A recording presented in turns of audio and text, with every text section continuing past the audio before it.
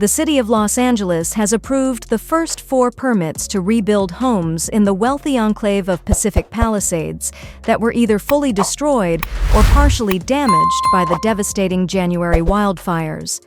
This comes as residents are beginning to prep their properties for rebuilding. The Instagram account Palisadeshq walks viewers through this process. It starts with a contractor who will be responsible for clearing the lot. At least 6 inches of topsoil within the ash boundary needs to be removed. The ash boundary is where the fire burned the structure itself.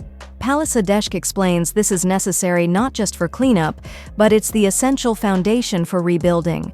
Any home that is to be rebuilt needs to have a permit. The first few permits issued have been touted as a major milestone in the city's recovery by Mayor Karen Bass and the LA Department of Buildings and Safety. But local leaders and residents were quick to criticize the slow pace of the permitting process, with one city council member saying it was concerning that only 4 permits had been issued as of March 24th, more than 2 months after the fires. The first permit was issued by the city on March 5th, clearing the way for homeowners to fix up their wrecked properties in the star-studded Pacific Palisades neighborhood, where some 6,800 homes either burned to the ground or were seriously damaged by the Palisades fire. The owner of the split-level home near Rustic Canyon submitted blueprints to city inspectors back on February 17, reported the Los Angeles Times. "We want this to be happening on your lot too," Mayor Bass said at a news conference on Friday. Among the first 3 permits approved by the city, 2 were for complete rebuilds, one in the Palisades section and another overlooking the Pacific Coast Highway.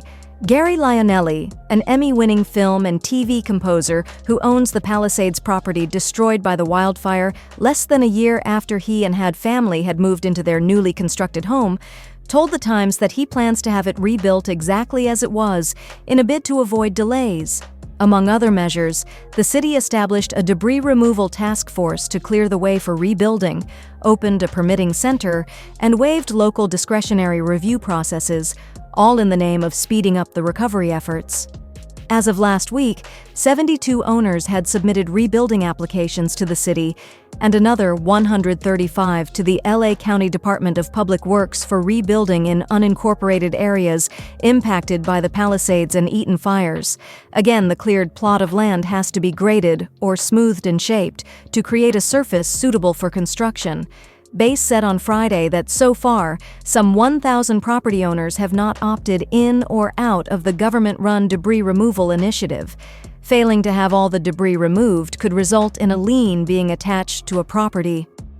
During an LA City Council meeting on Monday, politicians and residents alike voiced their concerns about the pace of the rebuilding process. "We want to get going," one Palisades resident said at the meeting. Councilmember Tracy Park, who represents the Palisades section, said she found the low number of permits that so far had been approved by the Department of Buildings and Safety to be unacceptable. Councilmember Monica Rodriguez slammed the move as obscene. "We have city departments who know how to do this recovery, who have been involved in recovery efforts in the past," Rodriguez told ABC7. "And yet they can't be afforded the opportunity to hire the personnel that they need. But we can give a $10 million contract to an outside agency to help write a report for us."